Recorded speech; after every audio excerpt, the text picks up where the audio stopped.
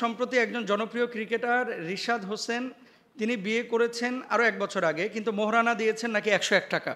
তো 101 টাকা মোহরানা বা কাবিনে ইসলামী শরিয়ায় কোনো বিয়ে হলে সেই বিয়েটা ইসলাম অনুমোদন করে কিনা, এই প্রশ্নটা যিনি করেছেন হয়তোবা 101 টাকা তার টার্নিং পয়েন্ট আমার কাছে মনে হয়েছে যে 101 টাকা মোহরানা এভাবে কি বিয়ে করা যায়।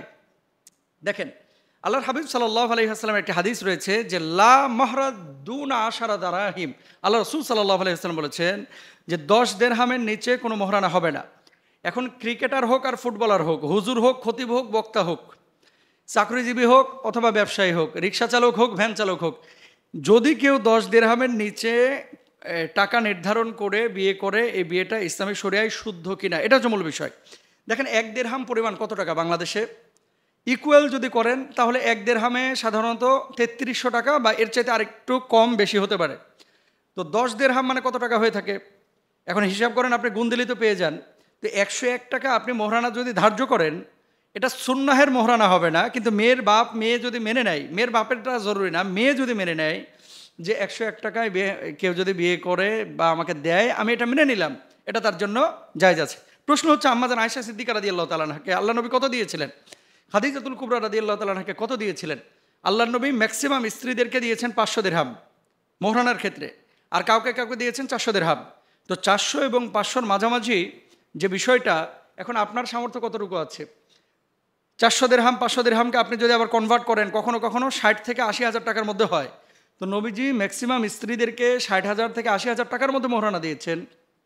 এখন আপনি যদি এই মোহরানাটা দেন তাহলে মোহরানাটা সুন্নাহে অনুযায়ী আদায় হয়ে যাবে।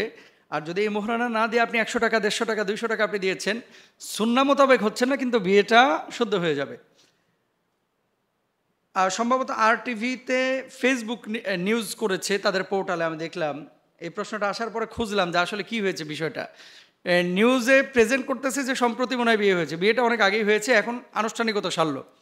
এবং সেখানে তার স্ত্রীকে ফোকাস করে নাই, মানে মিডিয়ার সামনে নিয়ে আসে নাই। আলহামদুলিল্লাহ, আমরা তো এমনটাই চাই।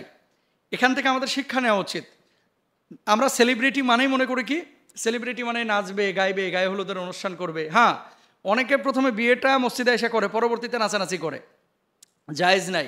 এজন্য আমরা যেটা করব, মোহরের ক্ষেত্রে সাধারণত আমাদের বাংলাদেশে যেটা হয়, মেয়ের বাপ নির্ধারণ করে দেয় যে 10 লাখ, 50 লাখ, 20 লাখ। পরবর্তীতে ছেলেরা আর আদায় করে না, যে কি করে বউয়ের পাও ধরে মাপ চায় বাসরাতে, যে জরিনা তোমার টাকা তো আমারই টাকা, আমার মাফ করে দাও, তোমার টাকা তো আমারই টাকা।